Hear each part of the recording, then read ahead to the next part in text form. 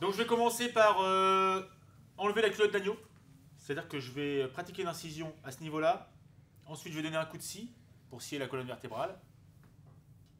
Et puis vous allez pouvoir distinguer les deux gigots.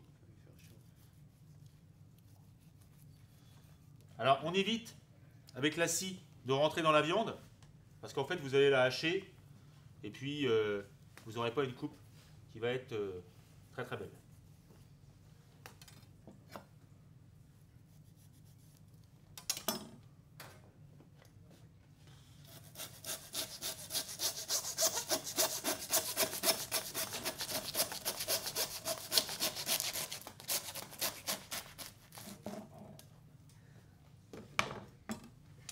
Voilà, donc ça, c'est la culotte d'agneau.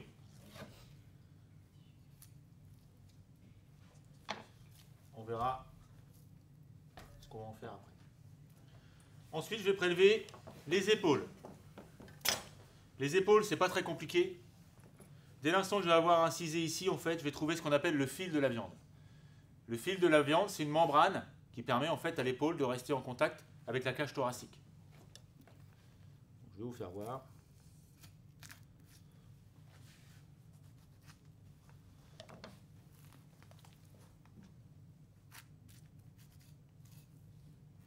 Je ne sais pas s'ils vont voir de là-bas.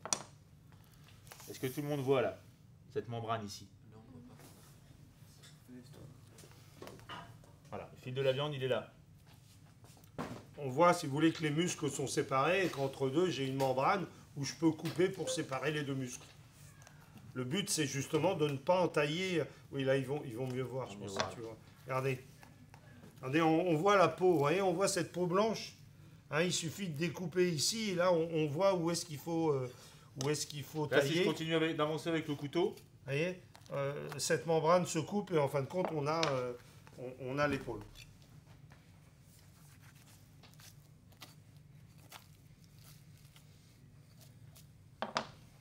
Là, vous voyez, vous allez bien voir. Vous voyez que les morceaux de viande n'ont pas du tout été sectionnés. On a coupé simplement entre les deux peaux.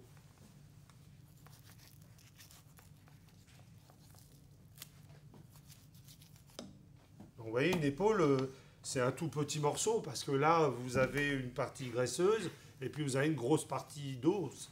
Donc forcément, sur une épaule, il ne reste pas grand-chose à manger. vous allez voir quand ça va être désossé, il reste 800 grammes de viande à peu près. Donc c'est un agneau qui faisait 20 kg. Pas vivant, hein. La carcasse faisait 20 kg. Ce qui est pas mal. On rajoute à peu près la moitié du poids pour la peau, les viscères. Donc c'est un agneau qui faisait 30-35 kg vivant.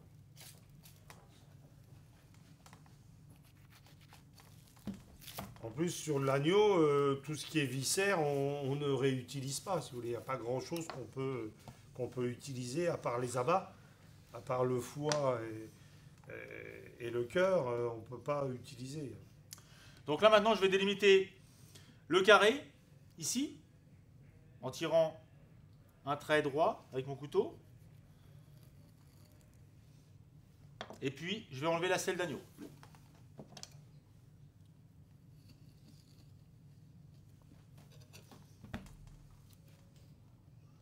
Peut-être leur faire voir avant que tu coupes, qu'ils voient bien. Le coffre. Et regardez le coffre. Vous voyez, on voit bien, regardez ici l'arrêt des os de la cage thoracique.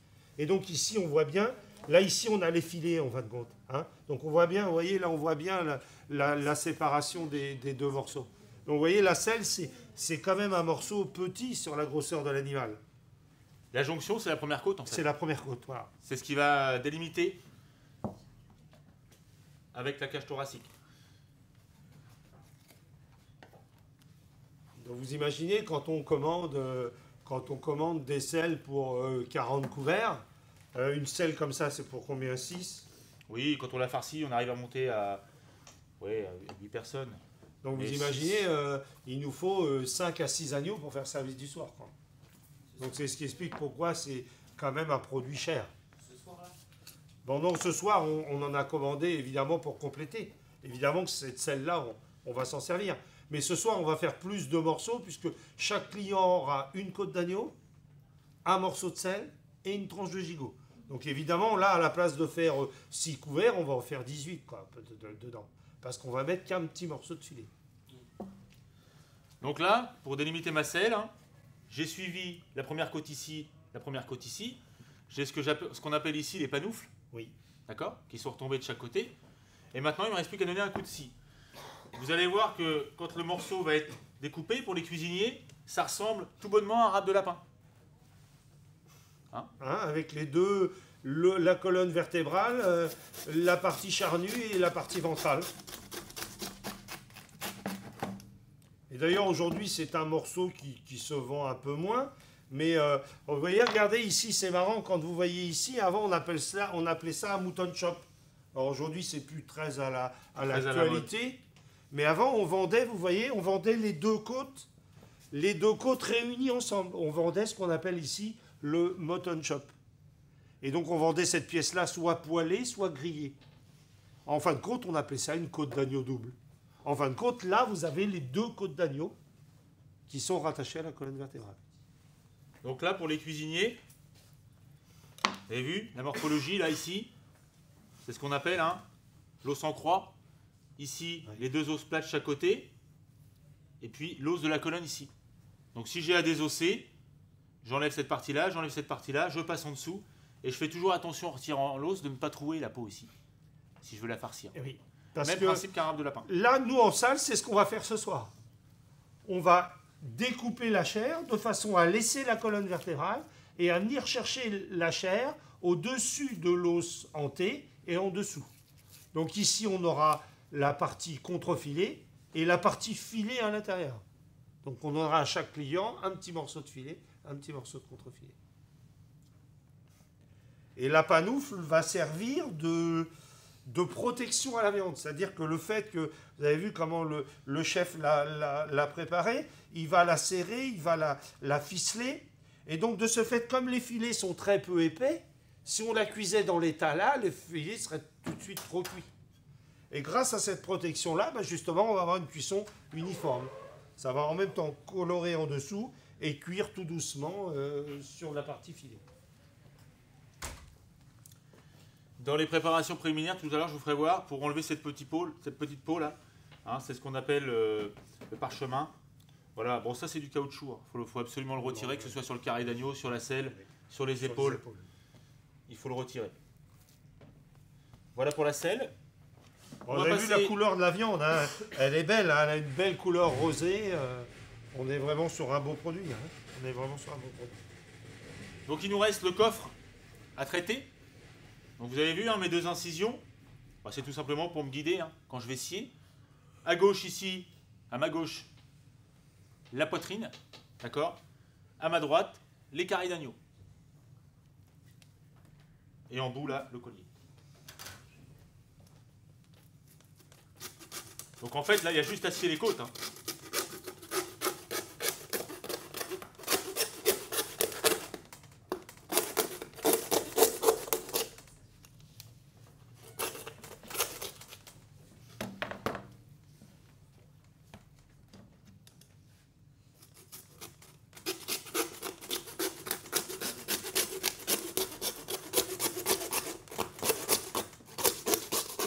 En fin de compte, la découpe d'un agneau, c'est assez rapide.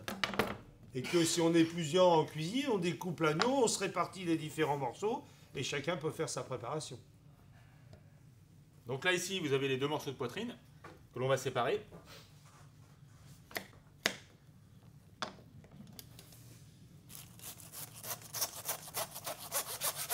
Alors, quel type de plat en ragoût dans les appellations classiques vous connaissez ? Les cuisiniers comme les serveurs, quelle préparation à base de... Oui, le navarin. Alors le navarin, il a souvent deux appellations. Navarin comment et navarin comment ?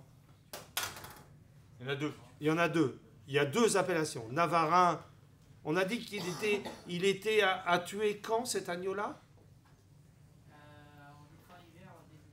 Au printemps. Donc le navarin printanier, qu'on va accompagner de tous les petits légumes nouveaux. Pois gourmands, navets, carottes, haricots verts. Et puis après, le navarin aux pommes, qui est plutôt un plat, lui, cette fois d'hiver, Et là, on va tout simplement le faire avec des pommes de terre. Il nous reste donc la partie avec les 2 carrés et le collier. La jonction, eh bien, elle se fait au niveau des dernières côtes ici. Donc toujours le même principe, hein. On incise avec le désosseur avant d'utiliser la feuille pour ne pas hacher la viande. Alors certains bouchers utilisent la feuille. Moi je préfère la scie. Après, on est sur des tables mobiles, donc ça aurait rebondi. Et puis pour vous, c'est plus visuel de voir avec la scie parce qu'on a une découpe qui est beaucoup plus nette. Donc on parlait tout à l'heure de carrés couverts et découverts. Est-ce que à ce stade de la découpe, vous êtes capable d'identifier lequel carré est couvert et lequel est découvert? Là? Ouais. Et découvert? Ici. Alors pourquoi est-ce qu'on l'appelle découvert? Non. En fait, il est découvert parce qu'avant il y avait l'épaule dessus. Et comme on a enlevé l'épaule, et ben, tout simplement. Et comme on a enlevé l'épaule, eh bien on a découvert le carré. D'accord? Alors à votre avis, lequel va être meilleur? Celui-là ou celui-là? Le couvert ou le découvert? Le couvert. Pourquoi le couvert? Parce qu'il est mieux protégé à la cuisson. Ouais, tout à fait. Puis c'est une partie plus vers le bas. On a dit que la partie la meilleure, c'était plus on allait vers le bas. Hein. Donc là, il reste que les 2 carrés à séparer. Vous avez vu l'agneau qui paraissait volumineux au départ? Une fois débité, vous avez vu là donc sur un carré comme ça, on fait à manger pour combien de personnes? Combien on met de côtes par client? 3. Hein, en gastro, 3. Hein. Donc vous imaginez, là j'ai 1, 2, 3, 4, 5, 6, 7, 8, 9. J'ai 9 côtes. Donc un carré pour 3. Vous imaginez que pour toute la cage de carré là, ça me fait 6 couverts.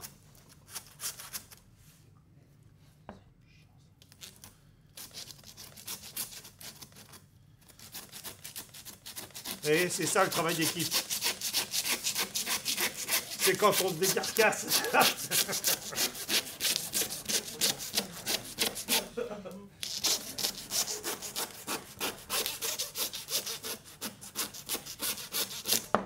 Voilà. Bon, normalement, ça se fait à la feuille, hein, Oui. sur un billot en bois. Ici, vous avez la moelle épinière, le nerf dorsal. Moelle épinière ici, nerf dorsal ici. Ça, il faut toujours l'enlever. Hein. C'est du vrai caoutchouc.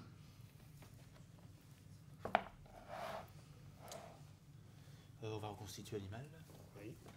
Je vais finir les gigots. Les deux gigots, ouais.